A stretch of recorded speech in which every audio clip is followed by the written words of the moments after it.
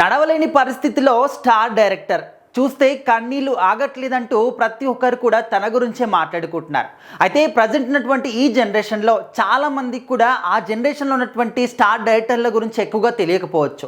అయితే భారతీ రాజు గారు ఆయన ఒక డైరెక్టర్గానే కాకుండా మంచి యాక్టర్గా కూడా ఇప్పటికీ మనకు చాలా సినిమాల్లో కనిపిస్తూనే ఉంటారు.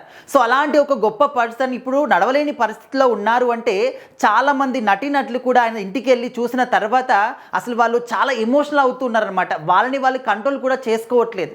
ఎందుకంటే మనము చాలా సినిమాలు చూస్తూ ఉంటాం. ఒక సినిమాలో ఒక యాక్టర్ అంటే ఒక హీరోయిన్ కానీ హీరో కానీ వాళ్ళు పరిచయం చేసిన వాళ్ళు ఉంటారు. అదేవిధంగా ఒక లొకేషన్లో అపురూపంగా చూసుకున్న వాళ్ళు కూడా ఉంటారు. ఈ విధంగా యాక్టర్స్కి డైరెక్టర్స్కి మధ్య మంచి అండర్స్టాండింగ్ అనేది ఒక బాండింగ్ అనేది ఏర్పడుతూ ఉంటుంది. సో అలాంటప్పుడు కొంచెం ఇద్దరిలో ఎవరికైనా కొంచెం ఆరోగ్యం బాగోలేకున్నా లేకపోతే పరిస్థితి బాగా లేకున్నా కూడా ఖచ్చితంగా ఒకరిని ఒకరు చూసుకున్నప్పుడు వాళ్ళు ఎమోషనల్గా కనెక్ట్ అవుతూ ఉంటారు. సో అదేవిధంగా ఇప్పుడు భారతీ రాజా గారిని చాలామంది కూడా చూడడానికి వాళ్ళ ఇంటికి వెళ్ళినప్పుడు ముఖ్యంగా రాధిక శరత్ కుమార్ గారు కావచ్చు చాలామంది కూడా వెళ్ళారనమాట.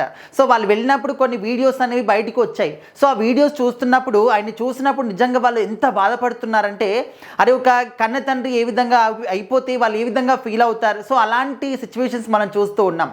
అయితే భారతీరాజు గారు ఏంటంటే ఆయన ఏ సినిమా చేసినా కూడా ఒక డైరెక్టర్గా అయినా లేకపోతే ఒక యాక్టర్గా అయినా కూడా మిగతా వాళ్ళ సెట్లో ఎవరైతే ఉంటారో వాళ్ళందరితో కూడా ఒక ఫ్యామిలీ లాగా కలిసిపోయి అరే వీళ్ళు ఎవరో కాదు టెక్నీషియన్స్ అని లేకపోతే మనం చూస్తూ ఉంటాం కొంతమంది వాళ్ళ రేంజ్ని బట్టి కానీ పని బట్టి కానీ దూరం పెడుతూ ఉంటారు. కొంచెం అసహ్యంగా మాట్లాడడం కానీ ఈ విధంగా చేస్తూ ఉంటారు. కానీ భారతీరాజు గారు ఆ విధంగా కాదు. ఎవరైనా కానీ వీళ్ళు నా సొంత వాళ్ళు.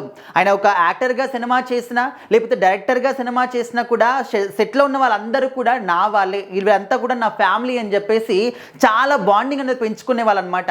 సో ఆ విధంగా ప్రతి ఒక్కరు కూడా ఇప్పుడు ఆయన పరిస్థితి చూసి అరే ఒకప్పుడు ఇంత మంచి స్టార్ డైరెక్టర్ ఎంతో మందికి లైఫ్ని ఇచ్చారు, ఎన్నో గొప్ప గొప్ప సినిమాలు తీశారు, అదేవిధంగా యాక్టర్గా కూడా మంచి మంచి పాత్రలకైనా జీవం పోశాడు. అలాంటి పర్సన్ ఇప్పుడు నడవలేని పరిస్థితి వచ్చిందే అని చెప్పేసి ఇంకా అందరూ కూడా బాధపడుతున్నారనమాట. అయితే ఆయన కొడుకు కూడా ఇంతకుముందు అంటే ఈయన కన్నా ముందే వాళ్ళ అబ్బాయి చనిపోవడం జరిగింది. సో అప్పటి నుంచి కూడా ఆయన పరిస్థితి అనేది చాలా అధ్వానంగా మారిపోయింది. అరే నా కళ్ళ ముందే నా కన్న కొడుకు చనిపోయాడే అని చెప్పేసి.